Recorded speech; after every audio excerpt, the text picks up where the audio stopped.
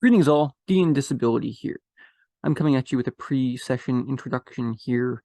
Just letting you know, I will be interviewing my third person in this series today, and that, as always, the questions and sources will be kept the same, links in the comments, and if anyone has any questions, please feel free to engage in the comment section. Next week, we are going to be looking at something else involving role-playing games. I'm not quite sure yet. Maybe we'll start looking at Castle Amber in an adventures series. Maybe I'll find something else to talk about, like grappling with my ADHD. All right, let's go ahead and jump into this. All right, can I have your name and disabilities, please? What brings you here? My name's Bree.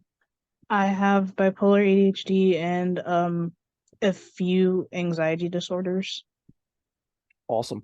Gender and game experience, please. Are you a player or DM? I'm a woman and I've DM before, but it gave me a lot of anxiety, so I mostly play.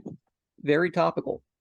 So when I was reading A Safe Haven, How Dungeons and Dragons is Slaying Social Anxiety, a question came to mind, which is, has moving through conditions and encounters as a character taught you anything that you could apply to your real life anxiety thus far?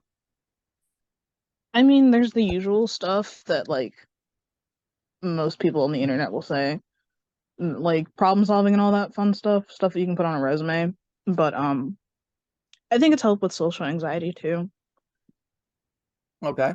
Okay. Do you want to break any of that, quote, general stuff down? Problem solving, decision making, um, what's the word I'm looking for? Like diplomatic type stuff, learning how to work with Interpersonal people. communication? Yeah, interpersonal communication. Awesome. So in 8 ways Dungeons and Dragons helps with anxiety, this was kind of a bit of a list article, which put forth kind of 8 key ideas, including playing cooperatively with your friends. The group can create a safe space to game. Dungeon masters can assist or can adjust the way their game operates for their players. The character themselves is a medium to explore tense situations. Players can find a community of like-minded individuals. Characters and their players have become more experienced throughout time. Characters can provide a level of wish fulfillment, and the game itself is an outlet for creativity and expression, such as characters, art, world building, etc. But do you feel like you are more experienced with handling your anxiety in any of the 8 ways that this article seems to suggest? I suppose so, my social anxiety at least, because like if you can in character barter with a merchant for some overpowered potion, bringing the price down on it, then I suppose I can handle small talk in line at the grocery store or whatever. Okay, okay, good. I think that's a fair comparison. Um, Johns Hopkins is starting a D&D therapy group. They have an article titled "Why We're Starting a D&D Therapy Group." I mean, it fits, right? So, do you think your session would benefit from the kind of post-session discussions that their therapy group uses? And I will caveat this by saying their kind of post-session discussions are like an hour plus long. I don't think we need an hour long like post session talk for real, unless something specific like there's a misunderstanding at the table or like there's a conflict between party members or something. But even then, I still don't think it needs to be an hour long. And to be fair, they are using it specifically as a therapy group and not your weekly D&D session, right? But yeah, they're devoting about equal time to play and breaking down the scenario, it seems.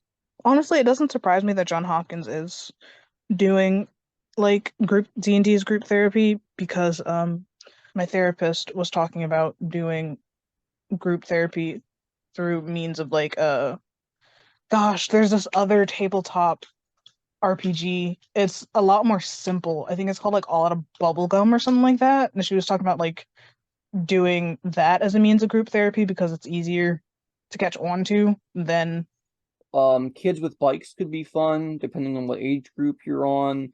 Gumshoe could be really easy. I wouldn't necessarily recommend Morkborg for everyone, but that one's relatively simple. There are a bunch of simple systems out there, yeah.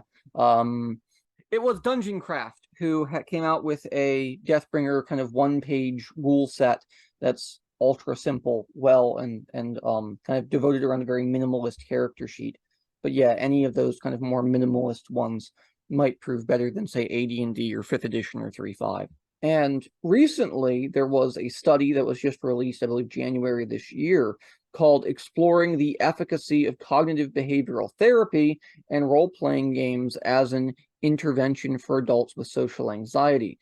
They combined CBT with D&D and found that one of their groups actually had a largely positive result, and the remainders had a general sense of satisfaction with their overall experiences with the experiment.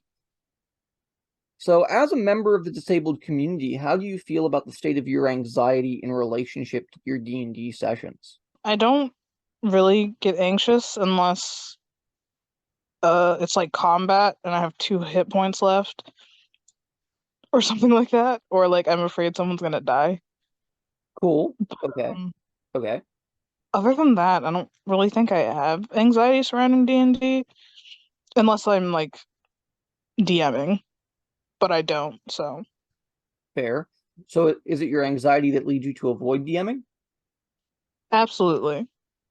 Also, I don't think I'm good at it, but that's probably just my anxiety. It could be. And DMing is a learning process. It's never easy for anyone. Is there anything else you would like to do differently during or after your D&D sessions that might help your anxiety or the anxiety of other players? I think that our party could communicate more outside of sessions to like figure out what we want to do that week because I feel like sometimes a lot of the session is waffling back and forth about, well, we need to get 2 weeks of rations. Should we go here? Should we go there? Should we deal with this or should we do this? And I don't know, man. 45 minutes of just waffling about isn't fun necessarily for me.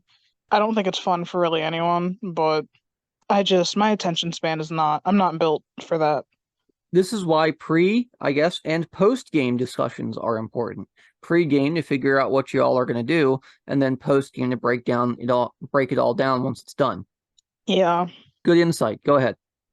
I was gonna say, I don't think post game discussions are necessary every single time unless, like I said, there's conflict within the party or there's some like sort of drama or something. And like that seems to be pretty rare, at least with the people I play with. Cool. Cool. Always good to hear. Always good to hear. Anything else you'd like to add? I don't think so. Awesome.